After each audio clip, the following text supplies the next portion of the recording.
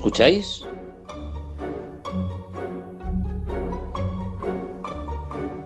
Es Oír y Callar. En Ñ Radio.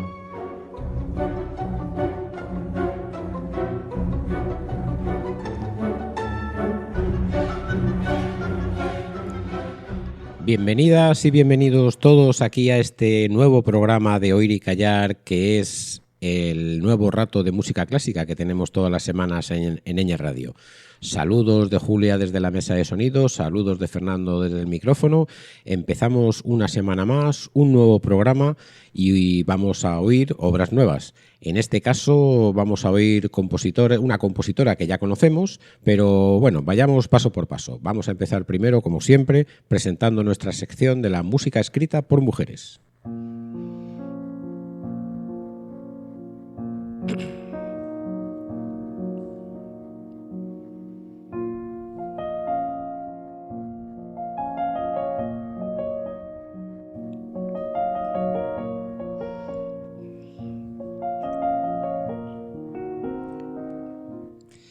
Y la compositora que vamos a recordar en el día de hoy es una de las grandes mujeres compositoras que son conocidas en la historia de la música. Vamos a hablar de Fanny Mendelssohn.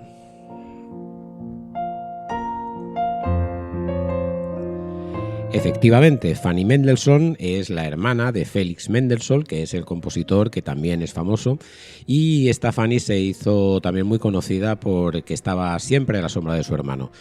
Bueno, pues vamos a continuar un poco conociendo obras de esta mujer, de Fanny Mendelssohn.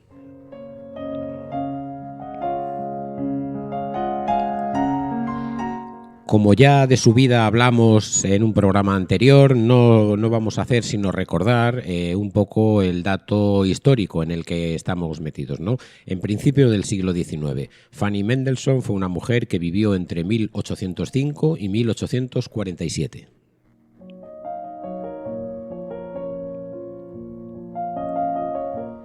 Fue una virtuosa del piano y una excelente música, además de excelente compositora, como ya comprobamos en su día y vamos a seguir comprobando hoy. Dominó el piano y siempre fue un gran apoyo de su hermano y también su hermano un gran apoyo de ella.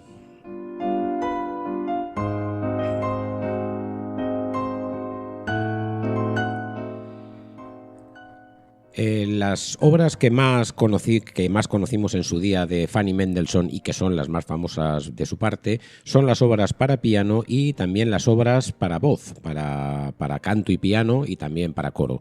Así que en el programa que ya conocimos de Fanny Mendelssohn oímos una abundante selección de este tipo de músicas.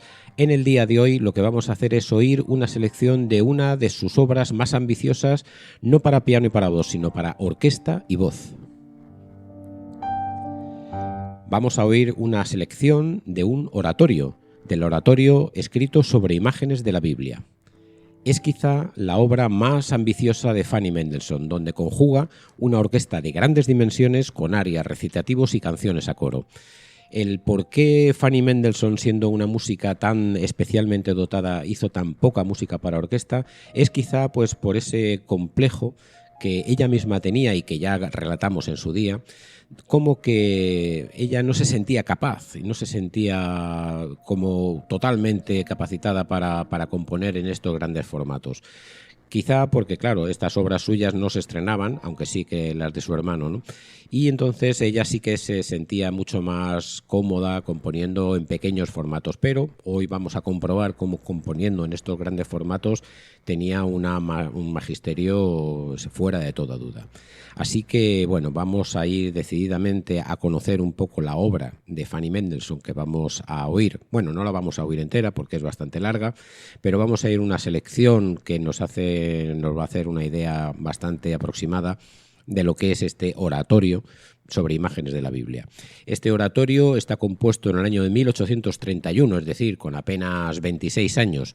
Y este oratorio es, la motivación y la inspiración de este oratorio es un homenaje a las víctimas del cólera, que fue una enfermedad, una epidemia que asoló la ciudad de Berlín en aquel año, ¿no? En el año de 1831.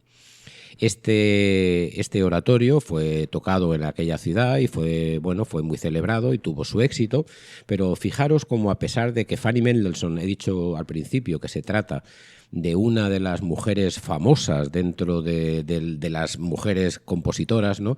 Pues Fanny Mendelssohn pues podría estar en un trío junto con Clara Schumann, Fanny Mendelssohn y poco más, ¿no? Y Ethel Smith, por ejemplo, ¿no? Pues Fanny Mendelssohn, este oratorio de Fanny Mendelssohn, ¿sabéis cuándo se estrenó en España por primera vez? Bueno, pues se hizo en el mes de mayo de 2022. Aunque ya relatamos la vida de Fanny Mendelssohn y las limitaciones de género que sufrió en su propia familia, no se puede decir que ella lo aceptara con enfado o reaccionase con ira. Ella lo aceptó con resignación, podríamos decir. Existen algunos relatos que muestran el carácter que nos hace suponer un grado de resignación muy importante, porque, como decimos, tenía un carácter seguramente bastante fuerte. Y este carácter fuerte lo mostró en varias ocasiones, por ejemplo, en los ensayos de las obras de su hermano, y cuando se producía un error clamoroso en algún instrumento de la orquesta, en algún cantante, en alguno de estos ensayos, Fanny Mendelssohn salía a proclamar ese error y a parar la orquesta y a decir cómo se tenía que hacer bien, con un carácter que, según nos relatan las crónicas, un carácter bastante fuerte, ¿no? Lo que contrasta con este apaciguamiento y esta relajación a la hora de sentirse a la sombra de su hermano. Pero así es la historia y así es como nosotros la hemos conocido, ¿no? El propio Félix animaba a su hermana en privado a que continuase con sus interpretaciones al piano y sobre todo con sus composiciones, pero eso sí, la animaba en privado, porque encontramos textos de su propio hermano, de su puño y letra, y que no hacen sino relegar a esta persona a un segundo plano que sin duda no merecía. Y a que ya también hablamos de este aspecto, vamos a recordar un texto que, por ejemplo, a propósito de la aparición de este oratorio, el propio Mendelssohn, Félix, su hermano, escribía antes del estreno justo de este oratorio. Y dice así, y abro comillas: por lo que sé de Fanny, diría que no tiene ni inclinación ni vocación por la autoría. Ella es demasiado para lo que una mujer debería ser para esto. Controla su casa y no piensa en el público ni en el mundo musical, ni siquiera en la música, hasta que cumple con sus primeros deberes. Publicar la música, se refiere, publicar solo la molestaría en estos y no puede decir que yo lo apruebe. Cierra comillas. Claro, esto contrasta cuando decimos que en privado la animaba, pero es que en las memorias de Fanny Mendelssohn así lo contaba ella. Así que, bueno, pues nos quedamos con esta dualidad y ya lo que vamos a hacer es pasar a escuchar la música, este impresionante oratorio sobre imágenes de la Biblia que Fanny Mendelssohn compuso en el año 1831. Vamos a oír en primer término la introducción, que es un allegro moderato, y después un número con coro que también es en aire allegro.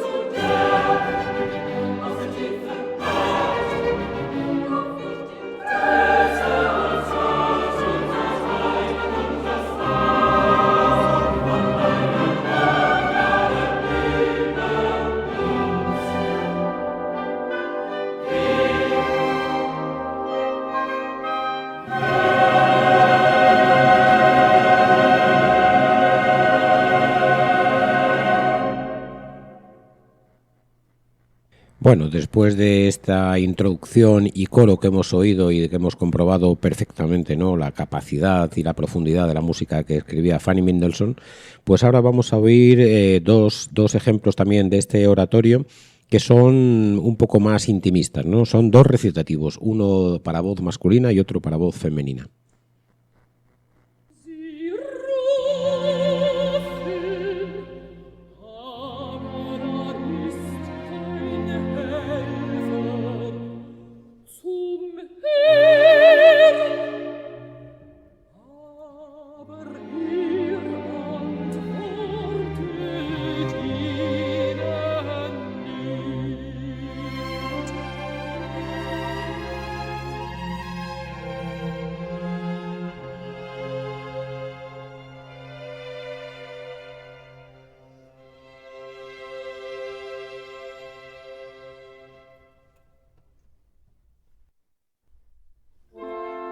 Plötzlich muss das Volk sterben und Mitternacht erschrecken und vergehen.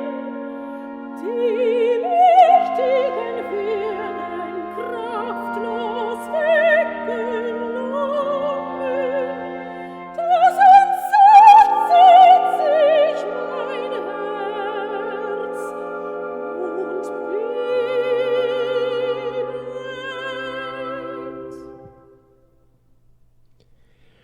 Un número más vamos a oír ahora en el caso del coro, también en aire alegro.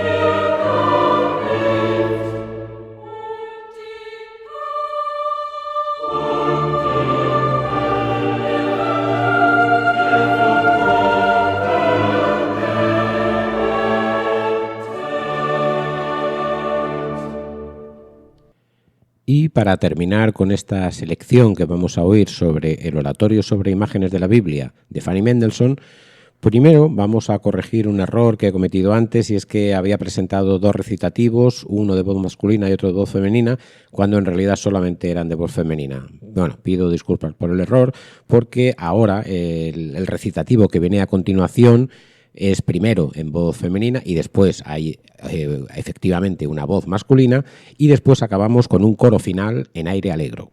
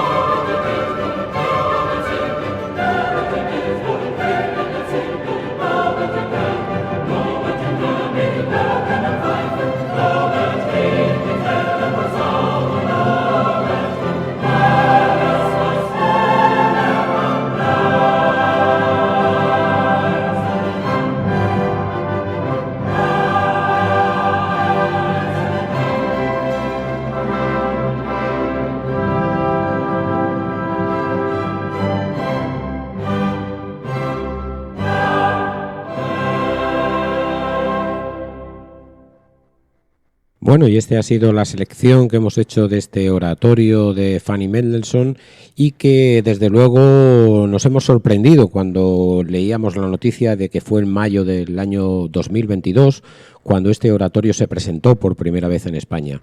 Desde luego tenemos el deseo de que este estreno que tuvo en el año 2022 no se convierta en un estreno y al cajón, que se suele decir, ¿no?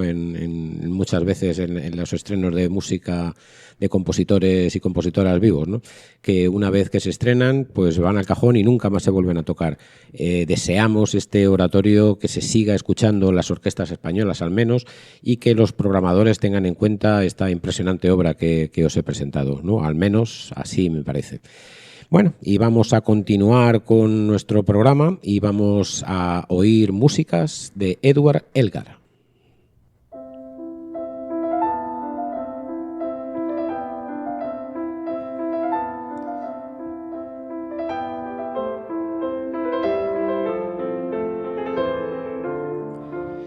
Edward Elgar es un compositor que ya hemos conocido, aunque no hablamos mucho de él porque lo oímos de una forma fugaz en el programa, recordamos, que hicimos sobre los poemas sinfónicos.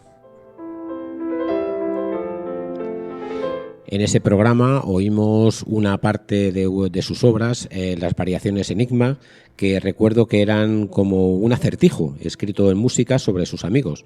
Fue un programa bastante divertido y os recomiendo que lo rescatéis para volver a oírlo. Bueno, pero ahora vamos a presentar un poco más detalladamente a este compositor inglés de nombre Edward Elgar, que nació el 2 de junio de 1857 y que vivió hasta 1934.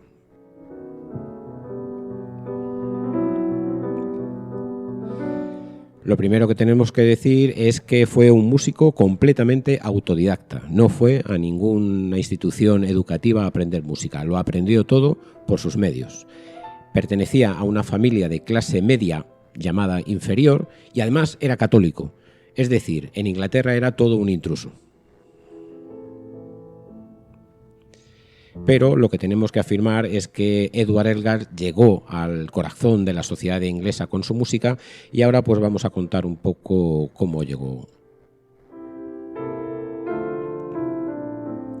Como decíamos, Edward Elgar nació en 1857 en una región central de Inglaterra llamada Worcester. Creció rodeado de música ya que su padre tenía una tienda donde vendía instrumentos y partituras y además en su familia había bastante talento musical y se formaban pequeños grupos instrumentales y pequeños grupos de cámara para tocar música. Allí fue donde Edward Elgar presentó sus primeras obras a su propia familia.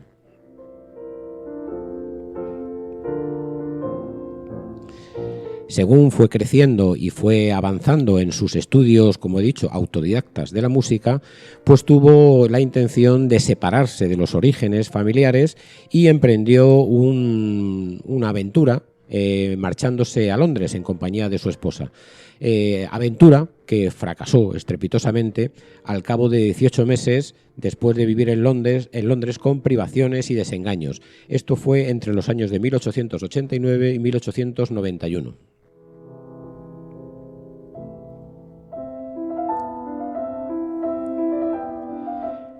Edward Elgar volvió a su región de origen, en el centro de Inglaterra, con su esposa, que era 9 años mayor que él y que es la única y, sin embargo, el más inquebrantable apoyo que tuvo Elgar en su carrera musical.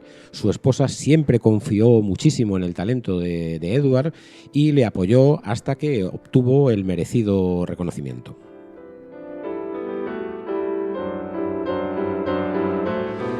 El reconocimiento a la labor musical de Edward Elgar tuvo tanto de súbito como de imprevisto.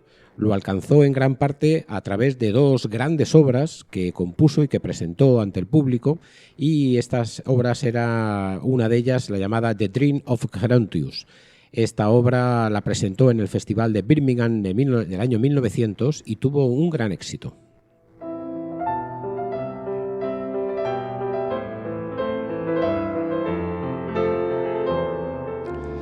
aunque hay que decir que este éxito no lo tuvo decididamente en la ciudad donde se presentó, sino que lo tuvo más bien fuera de Inglaterra, es decir, en Alemania. Y esto fue a través de uno de los músicos que estaban en aquel estreno y que vio el frío acogimiento que tuvo en Birmingham y se la llevó a Alemania, donde allí sí que tuvo un gran éxito.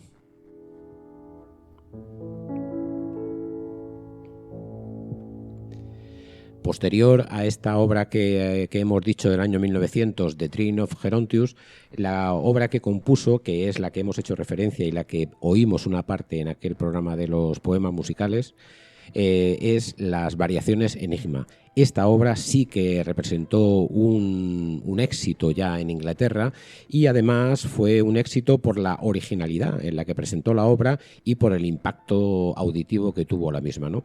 Edward Elgar presentó unos retratos musicales de sus amigos a los que también pues, conformó una reputación con el éxito de esta partitura. Podemos decir que fue a partir del estreno de Las Variaciones Enigma cuando la popularidad de Edward Elgar tuvo un ascenso rápido y una serie de obras, también en el año, por ejemplo, en 1903, Los Apóstoles, El Reino en el año 1906, llevaron a que el Estado de Inglaterra le concediese el título de Sir en 1904. Un poco más adelante, en 1907, compuso su primera sinfonía y también fue un gran éxito. Se le otorgó el doctorado honoris causa por varias universidades británicas y norteamericanas y en 1911 la Orden del Mérito.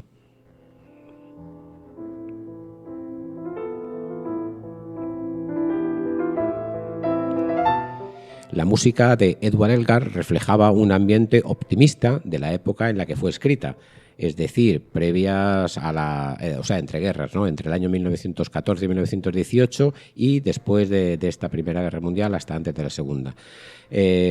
Ahí fue donde empezó también a cambiar un poco el estilo de Edward Elgar, al mismo tiempo que, desde luego, se hacía un nombre más maduro, ¿no?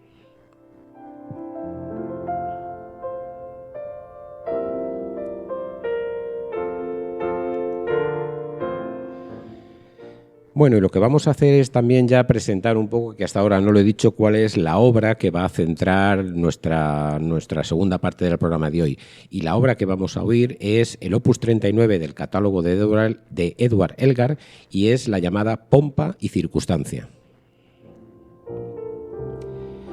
Pompa y Circunstancia es una serie de 5 marchas orquestales compuestas por Edward Elgar y que tuvieron éxito poco a poco.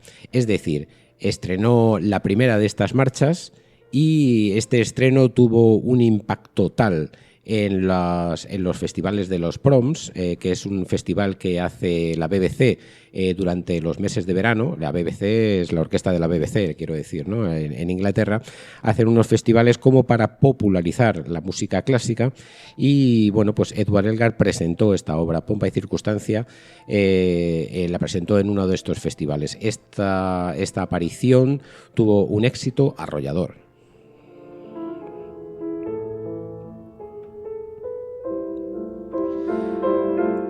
Así que lo que vamos a hacer es oír primeramente esta marcha de Pompa y Circunstancia y después vamos a oír las 4 restantes. Es decir, Pompa y Circunstancia se compone de 5 marchas y aunque fueron compuestas a lo largo de los años, la primera es la que vamos a oír y solamente la compuso como una sola marcha, pero ante el éxito fue componiendo cada vez más y lo que vamos a hacer, como decía, es oír las 5 marchas y las voy a ir presentando una por una para ir conociéndolas poco a poco. Así que pasamos a escucharlas y luego seguimos hablando de ellas.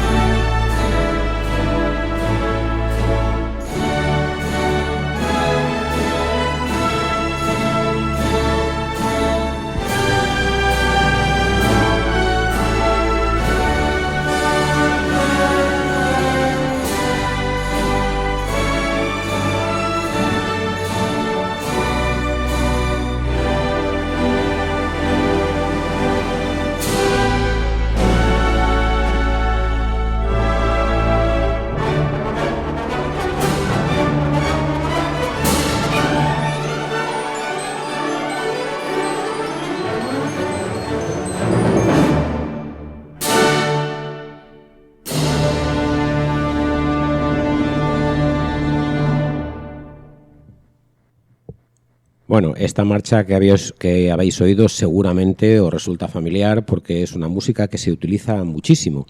El estreno de esta primera marcha, como he dicho, que fue en los Proms, fue en el año de 1901 y tuvo tantísimo éxito que la audiencia y el público pidió que se repitiera esta pieza, pero no una vez, sino dos. Había que repetirla dos veces. Un poco después, en el siguiente año, la música fue adaptada e interpretada para la coronación del rey Eduardo VII y fue incorporada, desde luego, como música oficial de Inglaterra. Se podría decir que es el segundo himno de Inglaterra, ¿no?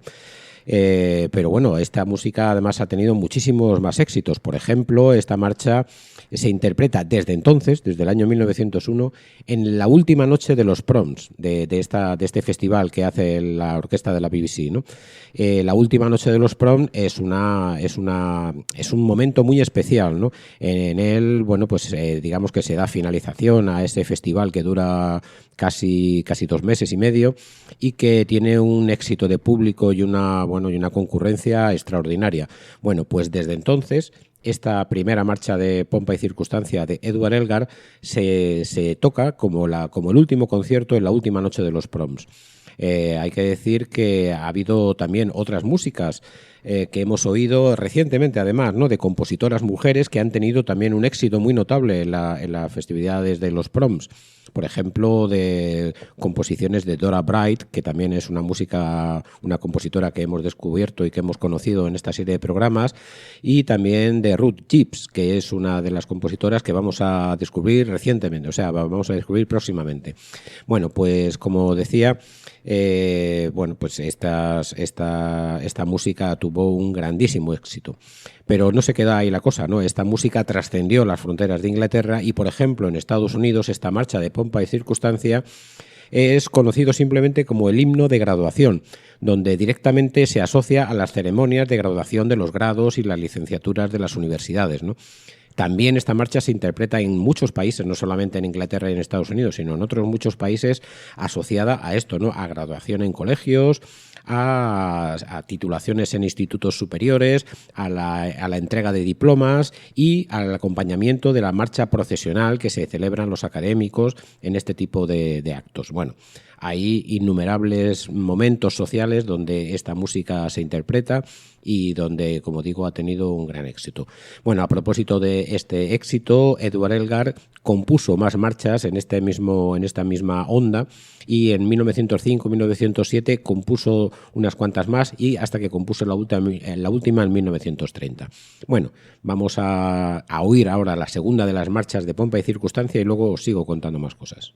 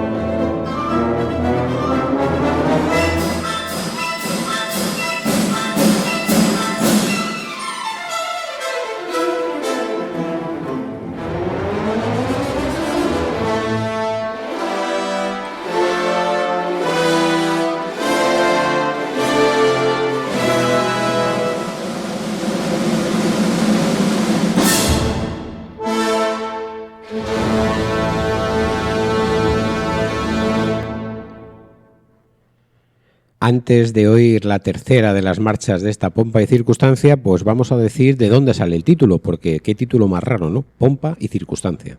Bueno, pues el título sale del acto tercero, la escena tercera de Otelo de William Shakespeare, y que dice así la estrofa. Adiós al relincho del corcel de batalla, al tambor que conmueve el espíritu, al pífano que perfora los oídos, a la bandera real y todas sus cualidades, orgullo, pompa y circunstancia de la gloriosa guerra.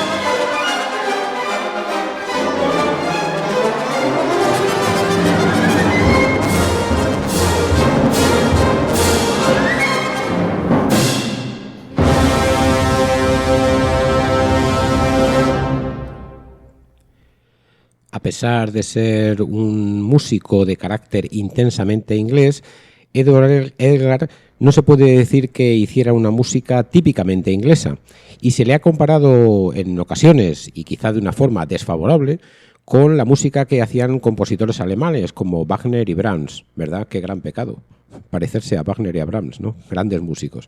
Bueno, lo cierto, y dejándonos de ironías, que lo cierto es que después de su muerte, que como habíamos dicho fue en el año de 1934, su popularidad empezó a menguar un tanto, ¿no? Y aunque su principal obra famosa, Pompa y Circunstancias, se seguía representando en los proms, el resto de su programa y de su catálogo cayó un poco más en el olvido. Pero fue en el año de 1951 que se creó la Elgar Society, que empezó a recuperar otra vez todo su catálogo de obras y a poner otra vez en el cartel de las orquestas y de los auditorios pues su extenso catálogo. Así que hoy en día podemos decir que, y desde el año 1951 en una carrera ascendente, como decíamos, hoy en día es raro el fin de semana en el que una orquesta inglesa o en un auditorio inglés no se representa una obra de Edward Elgar. Así que, bueno, pues esta es la situación más o menos actual de este compositor. Vamos a oír ahora a continuación la cuarta marcha de esta Pompa y Circunstancia.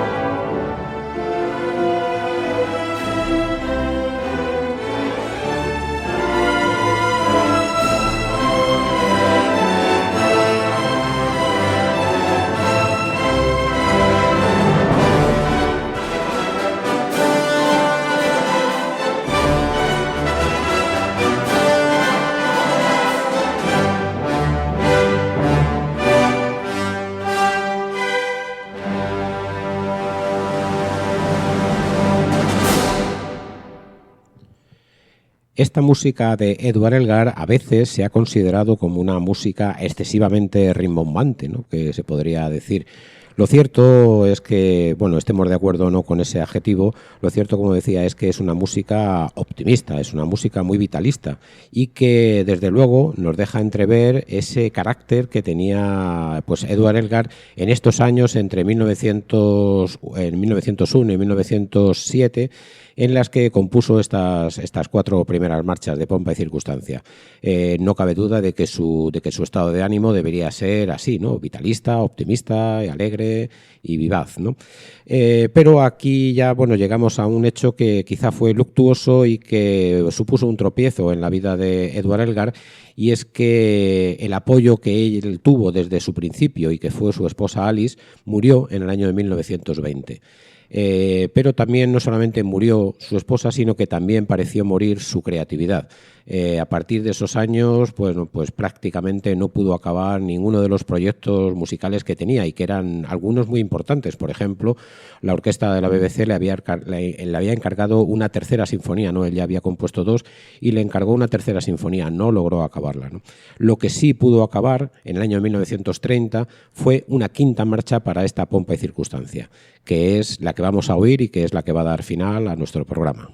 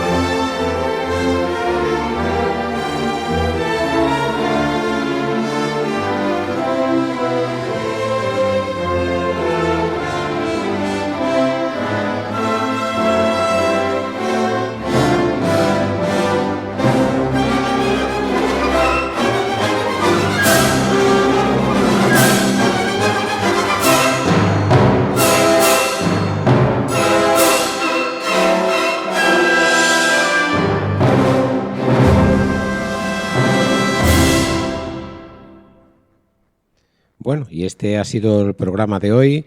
Y verdad que cuántas músicas maravillosas nos quedan por descubrir, ¿no? De compositoras y compositores que tenemos ahí en las bibliotecas y que están aguardando nuestro programa para poder descubrirlos y para poder disfrutar de ellos. Bueno, pues seguiremos semana a semana descubriendo este tipo de músicas y con vuestra compañía, desde luego que es lo más necesario para que este programa pueda continuar.